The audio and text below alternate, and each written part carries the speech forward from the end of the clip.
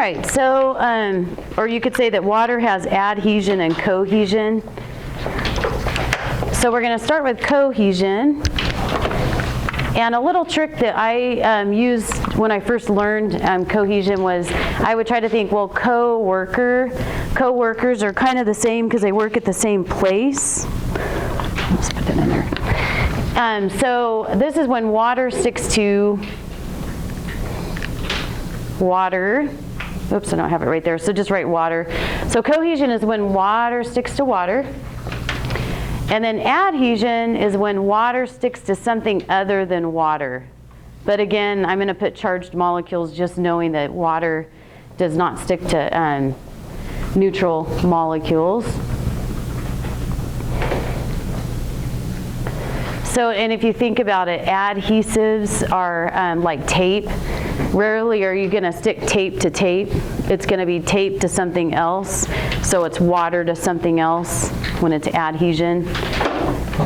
It helps me. It's kind of a dumb little trick, but it does help me, or did help me when I was first learning it. So the pictures here you don't have to draw, obviously, but this is just showing water bonding to water. And we'll talk about in a minute how exactly it does that. And then this is showing water moving up the tree or the trunk of a tree via xylem tissue. Okay, so go ahead and write this part down. Biological significance is that water can travel up trees from the roots to the leaves.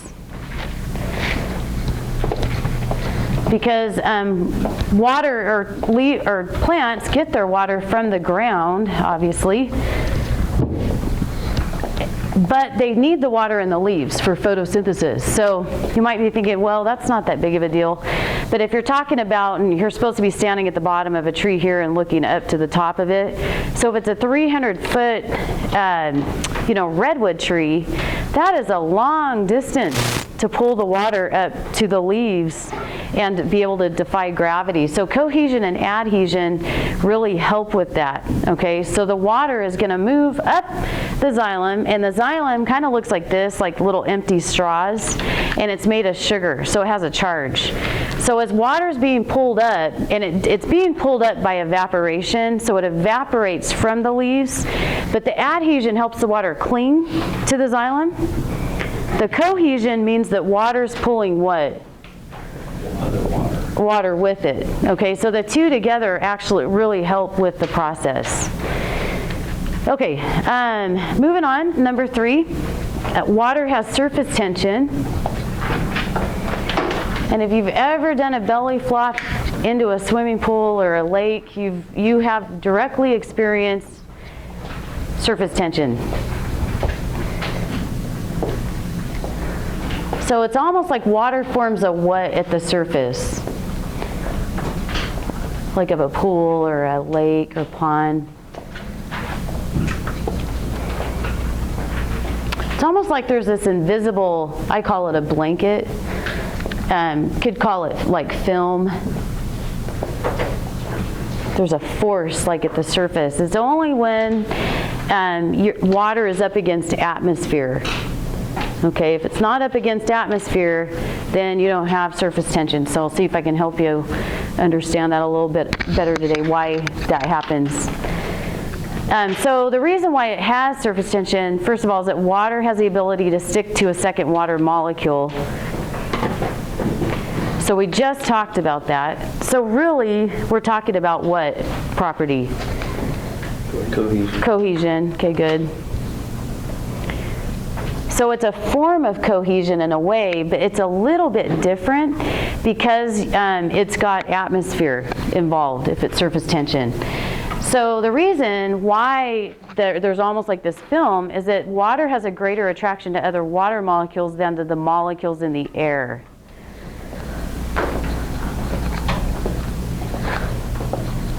Water has a greater attraction to the water molecules around it, really is what's going on, than to the molecules in the air.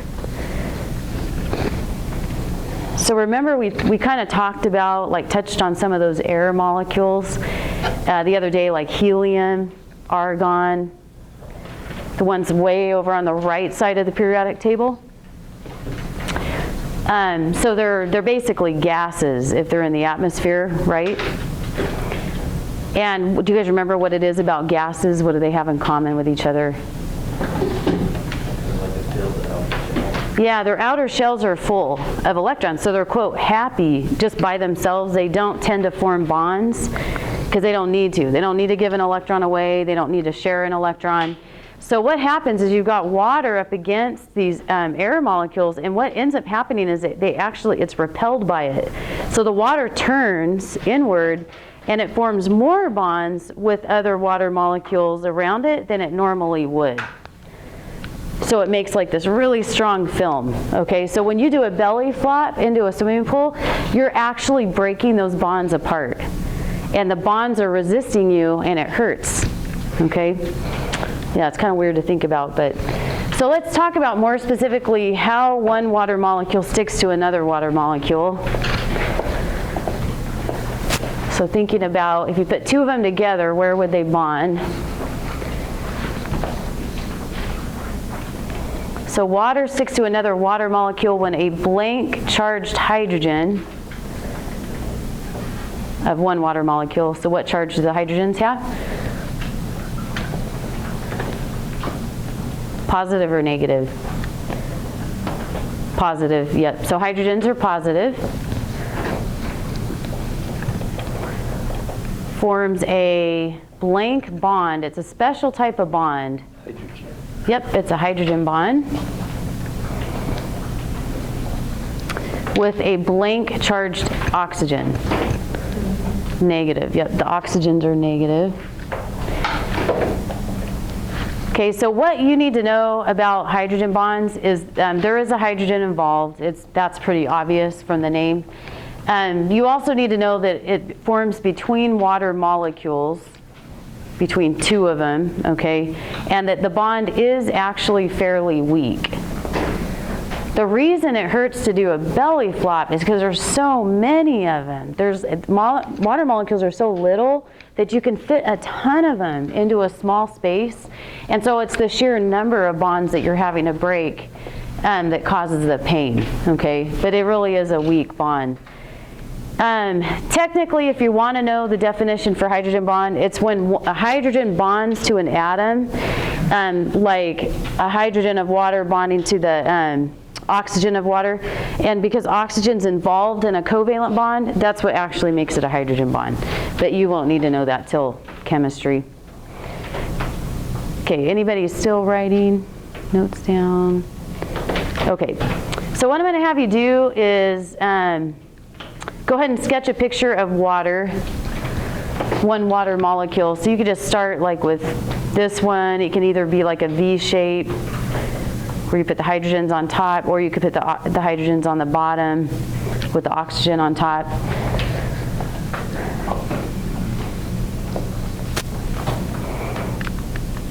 Okay, and I'm going to go back. I don't know why I do it that way. Okay, so go ahead and draw in that second water molecule. So draw in a second water molecule and then draw two bonds. Just use dotted lines for your bonds, showing where those two water molecules would bond. So one's kind of right side up and one's flipped upside down, if you want to think of it that way.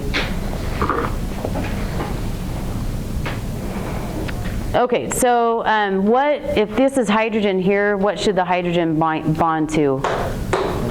Oxygen. Okay, good. So again, it's just a simple like positive to negative attraction. Didn't really see it with the Bell question. It was a little bit different. Now, technically, this is how it happens, just to let you know. So usually, like this water molecule is forming two bonds with another water molecule. That doesn't normally happen. I'm just trying to make a point. And my point is that because they are bent, they can fit in a very nice little pattern. Notice how they fit together real nice, and it can get really close together. Okay, so that was the point of that. But usually one water molecule will only form one bond with the second water molecule. What you need to be able to do is show that you understand that hydrogens bond to the oxygen, so positive to negative. Okay, here's red to white, white to red. So one water molecule can potentially form bonds with 4 other water molecules, and then that's the maximum, just so you know. Questions on that? The reason why is that oxygen is highly negative. It's got a really strong electromagnetic force to it, so it actually can bind to 2 little hydrogens from 2 other water molecules. Okay, so we're going to get into the states of water next. So look at those 3 pictures. And all 3 pictures they're trying to show the same amount of space and how many water molecules you could pack into that same space. Okay, that's what we're going to focus on. So what state of matter is this? Okay, gas or vapor, and then this one? Solid, that's ice. Okay, good, and then liquid. So which one is more dense with water? Which one has more water in it you can pack in? Yeah, the liquid state, there's a lot more water packed in. I'm going to go forward here. It's in a different order. But the liquid water is more dense, so we'll be talking about that. Vapor, they're a lot more spread out. And what else is going on with the water in the vapor state? Are they bound? Do they bond with each other? No? Okay. How about the ice state?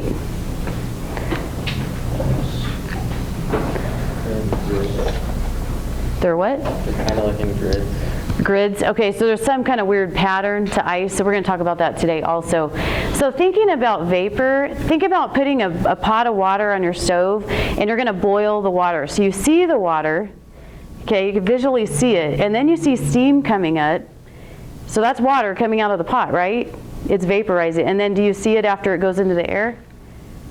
Why not? Why don't you see the water once it's like this? Too much space between each molecule. Yeah, they're just too small. That's a teeny tiny little molecule, so it disappears. But if there's enough of them together, you can actually see it. So that's the water in the pot, like trillions upon trillions of them. But what makes them actually break apart, break these hydrogen bonds that they have with each other? Heat. More specifically, kinetic energy. So as you heat it up, they start doing what? Moving faster, and so they break apart. They break those hydrogen bonds. They're almost like little escapees, I call them. When they break off, they vaporize, and then now you can't see them anymore. Okay? All right, so biological significance of surface tension, if you're wondering. Here's a little insect. You know what kind of insect that is? It's kind of small. Okay, good. Water skipper, water strider. Okay, so they're like literally little insects that walk on water. Okay, and they live out their life on water. Their life cycle depends on there being surface tension present.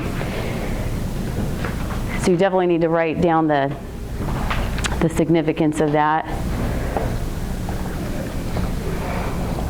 There's something that humans can put into water that we shouldn't put into water that actually disrupts surface tension. Anybody know what that is?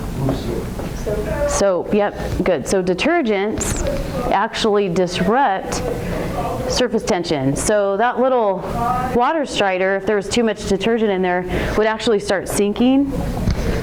Okay, and tomorrow I'm going to do a demo and see if you guys can figure out what is going on with a detergent and why it would do that. Okay, so if the surface tension's gone, can this little guy eat and find food? No, their whole life depends. That's all they know how to do is live on top of the water. They don't know how to get food if they can't run across the top. They can't find mates if they don't run across the top. And that's important for the species. They can't escape predators if they sink. Okay, so that's one way that surface tension is important to biology. Not so important to biology, but relevant maybe more to you guys, is the belly flop versus the dive.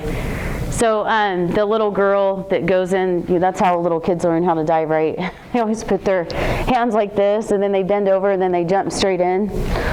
If you ever, that's kind of cute. But anyway, so why does the belly flop hurt but the dive doesn't hurt if you weigh the same. It's not like you weigh any different. Adam? It's more surface area what do you have? Okay, so think about the water bonds, or the water, what it's doing. So when you spread your weight out over a greater area, why does it hurt? What's making it hurt? Still asking. Well, just the greater surface area, because there's more area for you to break those bonds, more bond breaks, more water. Okay, good. So you're actually taking less body weight at any given hydrogen bond, yeah. So you've got more water to water bonds to actually break through.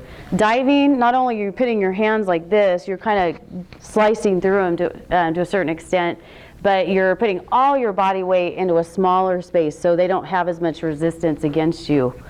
Can you dive from falling into the water? Yeah, at a certain distance. It's like hitting concrete, and it's all those hydrogen bonds. And again, it's not one single bond, but it's the sheer number of bonds that's actually in that body of water. Questions on that?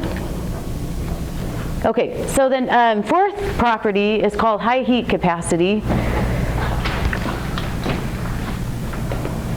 And I remember learning this a few times in science and not having a clue as to what this really means. So hopefully you'll understand it better after today.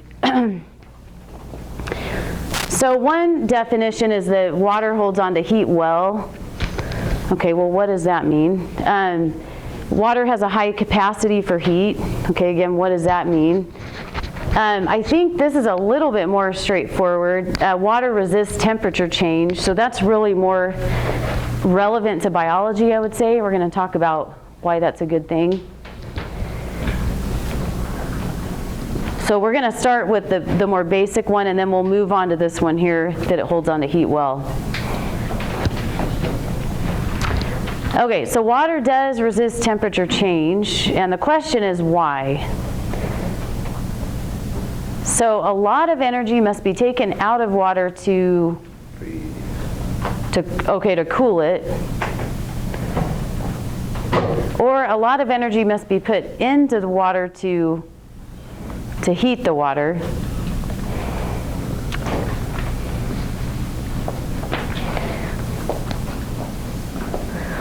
So why? When you're cooling water, what does that really mean? When water is decreasing in temperature, what's happening to the water?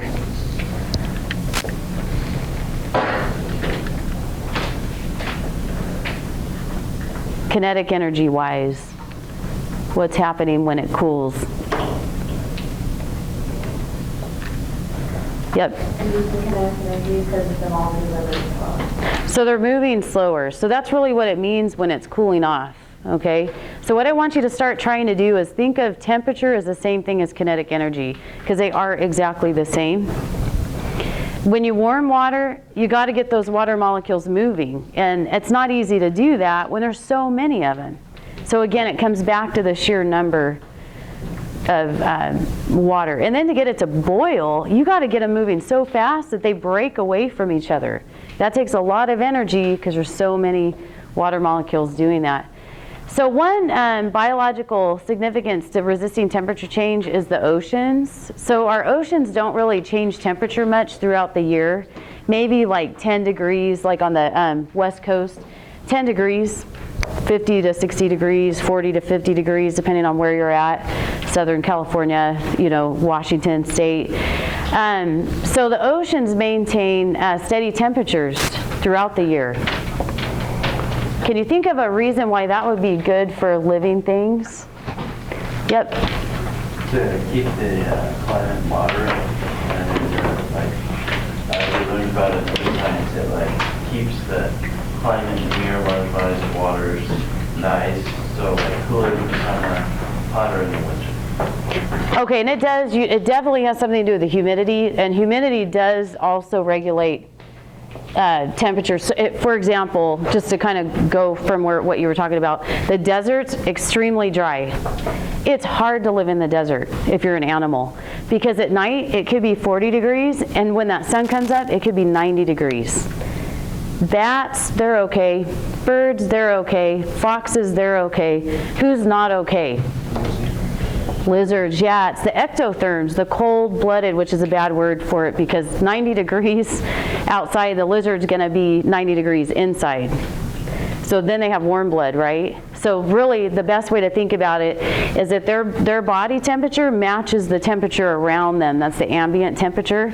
And it's hard to go from one extreme to the other because your chemical reactions get out of whack when that happens. Such as fish. You know, if you change your fish's tank or you add water, you're not supposed to put a different temperature in, right? It's supposed to match the temperature that's already in there or they can die. Okay, so most ocean life cannot regulate their body temperature. The only ones that can are the mammals. So the whales, the seals, the dolphins. Most ocean life are ectothermic. We're talking sponges, jellyfish, flatworms, roundworms, mollusks like squids, octopus, crustaceans, crabs, lobsters. Then you've got all the fish who are also ectothermic. So this gives them kind of a steady temperature to live in. Okay, and then the fact that water holds on to heat well, that really has to do more with the sweating idea. So you probably know, obviously, that sweating cools you off. Okay, same thing if a dog pants. That's the dog's version of sweating. It has the same result. If you've ever been in the car with a dog that's panting with the windows up, it gets hot and it gets humid because the water is leaving its tongue and it's going into the air, right? It's vaporizing. So sweating is really vaporizing of water. Why does it cool you? What is going on? Okay, so you got all this water right here at the surface of your skin, kind of hovering around your sweat glands, and you're hot. You're running around the track. Okay, so they're going to start speeding up, right? And they're going to speed up so much that they're going to break away, and they're going to leave your body. So the ones that leave your body first are what? The hottest. The hottest molecules leave your body first, which leaves behind the cooler molecules. So that's why it cools off your body. Temperature is the same thing as kinetic energy. If they're moving faster, they're hotter. So think about a thermometer. You take a thermometer, you put it into a pot of boiling water. How does it measure that it's really hot? What makes that temperature gauge go up? What is the water doing to the thermometer? It's moving around a ton. What is it doing? It's hitting it. It's hitting it with such force that it's going to read a certain temperature. That's all it is. You put your finger in a pot of boiling water, what's the water doing to your finger? It's hitting it. And if you have billions of water molecules hitting your finger at that amount of force, can it damage your skin? Yep. Okay, so that's what we mean by temperature is the same thing as kinetic energy. It's all interrelated. All right, moving on. The last property is the ice floats. So you guys have probably experienced this. If you fill up a glass of water and you put a couple ice cubes in there, are they ever going to be at the bottom? If you just have water in there, never, ever, ever, they will always float. Okay, and there's a reason why. And water is the only molecule on Earth that actually does this when it freezes. So it is very unique. But water reaches its maximum density, we call it, at 4 degrees Celsius. So what that means, kinda, is it gets its heaviest at 4 degrees Celsius. Heavy is not a great way to explain density, but in this case, it's less confusing. So it's going to reach its heaviest point at 4 degrees Celsius. When does water freeze? At what temperature? 0. 0 degrees. So it's getting close to freezing, but not quite freezing yet. Okay, because of the structure of ice, the molecules begin to spread out again, and that's why the ice floats. And we're going to take a look at a couple pictures here. So you don't need to draw these. These diagrams are in your book, chapter 3, if you want to go back and look at them. You're never going to have to draw a picture of liquid water and ice, though. You'll just have to be able to describe the density of it, one versus the other. So this is supposed to be showing you kind of like a snapshot. Again, it's like supposed to be the same area. So which one has more water in it, the liquid water or the ice? Like which picture can fit, do you see more water molecules?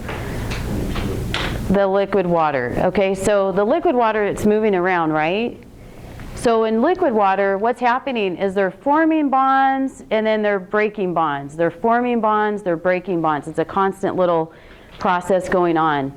And they're the closest they're ever going to be when they're in the liquid form, especially at 4 degrees Celsius. Because when you go from 10 to 9 to 8 to 7, what's happening to the kinetic energy? It's slowing down. So they're not hitting each other and ricocheting off each other. They're actually hitting each other less because they're not moving very much. At 4 degrees, they're hardly moving at all.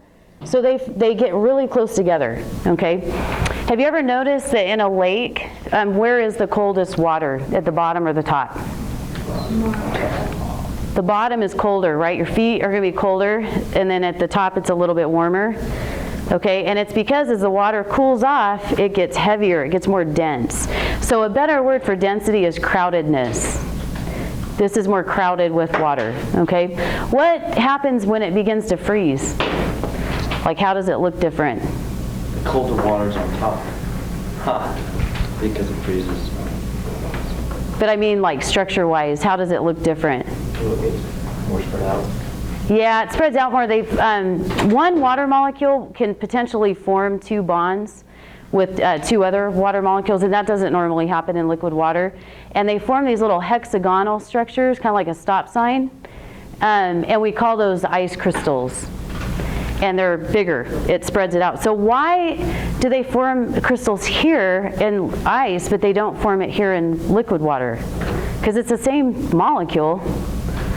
Yep. Doesn't it, when there's so little kinetic energy that it bonds, but it doesn't move out of that bond, it just stays there. But when it's more excited, like in a liquid form, it'll bond, but it'll also move away. Yeah, good. So basically it's all about opportunity. Because there's hardly any movement at all, now they have the opportunity to form those crystal-like molecules. Okay, but what happens is it spreads out. It's less dense. There's not as many water molecules here, so it's lighter in weight, so to speak. Okay, so the ice will begin to float. All right, so more dense. You could just put heavier than warmer water. All right, so I'm going to have you go ahead and draw a picture of a lake in the fall and a lake in the spring. Don't laugh at my lakes. They look like beakers. I can't draw with a pencil or a pen to save my life, and then you try to do it with a mouse, and it's just a mess. But anyway, it's supposed to be a lake. So lakes in the fall, talking about a pretty cold area like up in the mountains here in Idaho. You have, some cold temperatures probably by the end of the fall. So we'll just say 4 degrees Celsius to 8 degrees Celsius.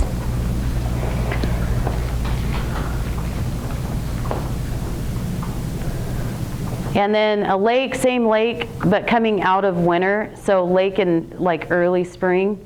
So we're going to pretend like there's still some ice, 0 degrees Celsius, but that our coldest or warmest temperature coming out of early spring is only 4 degrees.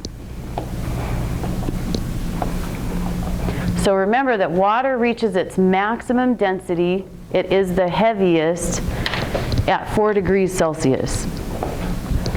So what I want you to do is see if you can fill the numbers in. Where's 4 degrees? Where's 5 degrees? 6 degrees? 7 degrees? 8 degrees, okay? And then same thing here. See if you can fill those temperatures in.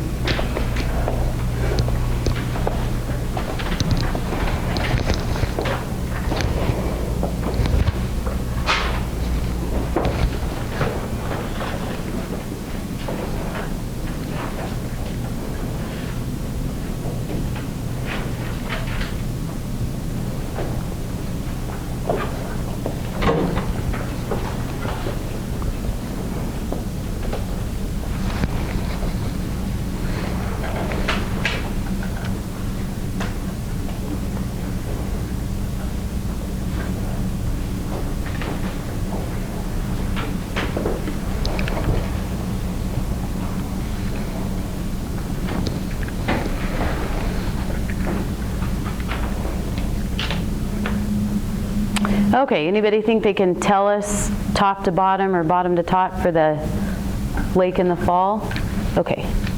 From the top, it would be 87654. So 87654. So raise your hand if you agree with that.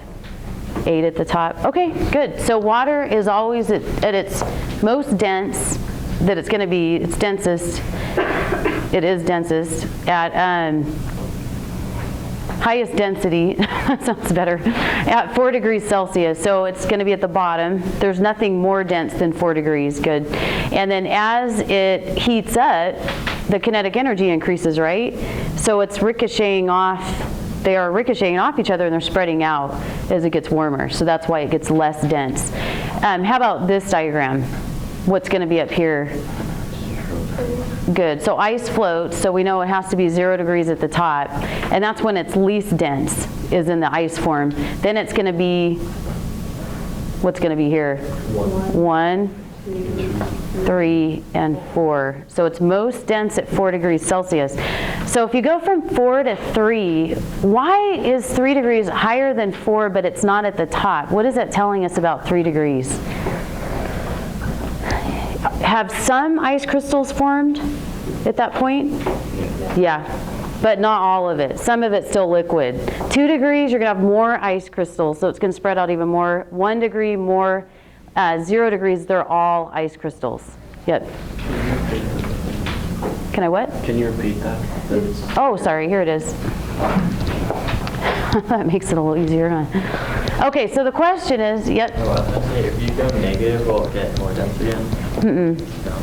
0 degrees is about as cold as water gets, as I understand it, because I think the kinetic energy has stopped. And when there's no more kinetic energy, you can't have less kinetic energy, if that makes sense. Yeah, so the temperature in the air is a little different because you've got other things besides water in the air, as I understand it. I know, it's kind of like when you start thinking about it. Okay, so the question is, why is this biologically significant? Like, why is this good for wildlife? That 4 degrees be, especially in this case, the ice floats. Yep. It can be walked on. Okay, so it can be walked on, so like polar bears or wildlife that lives and depends on the ice in the wintertime, like crossing a lake maybe. What else is going on? How about the fish? Can they survive in here? Yeah, they can. It's really cold. They're not going to be swimming very fast, I can tell you. But it is still liquid water to some degree, so they can survive in that. And so ice actually acts as an insulator, okay? So wildlife can survive the winter. They can either walk across the top of the ice if that's something that they need to do to survive. Polar bears, how they hunt is they sit on these little patches of ice and they wait for the seals to come up and get air, and then they grab them. So they do depend on ice floating. So ice acts as an insulator, so it's less likely that the bottom of the lake is going to drop below 4 degrees Celsius. So it's likely there's still going to be some liquid water. However, could it freeze all the way through? Yeah, I mean, some do freeze all the way through, but it makes it less likely to freeze. And if you think about the opposite scenario, okay, so you got ice here, and it's insulating, so it's blocking, say it's at, negative 5 degrees up here, it's blocking that really cold air from affecting the temperature in the lake. So what if the ice sank? That's what most molecules do. As they reach zero kinetic energy, that's their most dense. So what if water worked that way and it sank to the bottom, and it's 5 degrees out here, or negative 5, the whole thing would freeze through every time. Yeah, it would just be a lot easier for it to freeze. Questions on that? Okay, one more thing with this property is the changing of the seasons. So this is biological significance continued, so you could just write this right under that other one. So with the changing of the seasons, this property of water leads to what we call a thermal overturn. And it only happens with the changing of the seasons.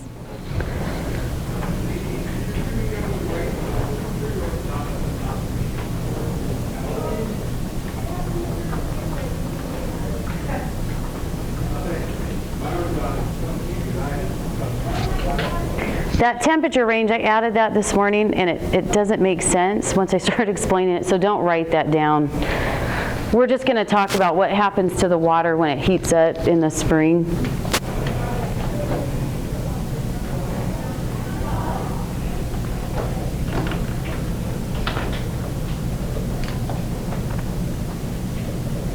Isn't there like a name for that? I forgot about it, but we learned about it in earth science where it like mixes the nutrients into the water. In biology, we call it thermal overturn. As far as I know, that's the only term for it, but earth science might have a different term for it. Chemistry probably has a different, I don't know why we don't all just get on the same page. Okay, so we're going to talk about when the ice begins to melt, winter to early spring. So if the sun comes out, it's shining, the ice will begin to melt. And if it goes from 0 degrees, say, to 2 degrees, what's going to happen to that water when okay, so it is going to sink. So go ahead and write the 2 degrees here. So there's going to be a little bit more liquid water in 2 degrees Celsius than 0. So it's going to be a little more dense. And then what number would be here, the maximum density?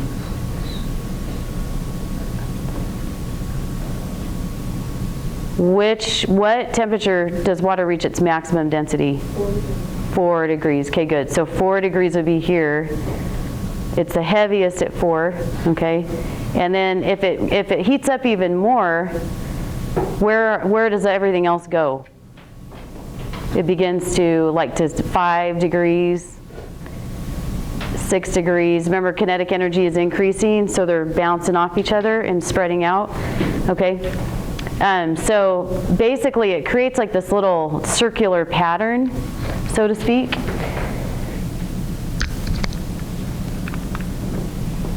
And it says nutrients are circulated throughout the lake for living things. Okay, so it's circulating the nutrients by doing that, which might not make a lot of sense to you without some explanation. So phosphates and nitrates are fertilizers for plants, okay? So what is the typical plant in a pond or a lake? What's it called? Starts with the A. Algae. Okay, and do algae live at the bottom of the lake, or do they live at the top of the lake? The top, because that's where the sunlight is in a lake. If you're at the bottom of a lake, it could be really dark, and you're not going to grow very well if you're a plant. So they're going to float at the top, but algae they don't have any roots. So their nitrates and phosphates, they just have to absorb. So they have to have that stuff available toward the top in order to grow. Okay, and they're like the base of the food chain, right? There's other things that are eating the algae, like little fish or insects. So when things die, like a fish dies, okay, eventually where's it going to go? It's going to sink to the bottom. And there's little bacteria that come in and they break it all apart, and and eventually you've got the nitrates and the phosphates, the good stuff, all at the bottom of the lake, where it would stay at the bottom of the lake. But this process is what helps circulate that stuff. So what's actually picking the nitrates and the phosphates up and carrying it to the top? Water, because water is an excellent solvent. Okay, so that's what's going on. One mistake that students will make is they'll say that the fish will come along and eat the nitrates and phosphates, but can a fish just eat a phosphate or a nitrate? No, we can, because we make our own vitamins. We make vitamins, so we can take supplements like that. Animals don't do that. How do they get their phosphates and nitrates though? Because they do need them. They got to eat stuff. So they either eat an animal that ate a plant or they eat the plant directly, but it's the plants that take that stuff in from the environment and put it into the food chain for the other animals. Okay? Just saying, because every year I have students that'll say the fish are the ones that need that, they need it, but they don't take it directly out of the environment. Okay, so that is it for notes.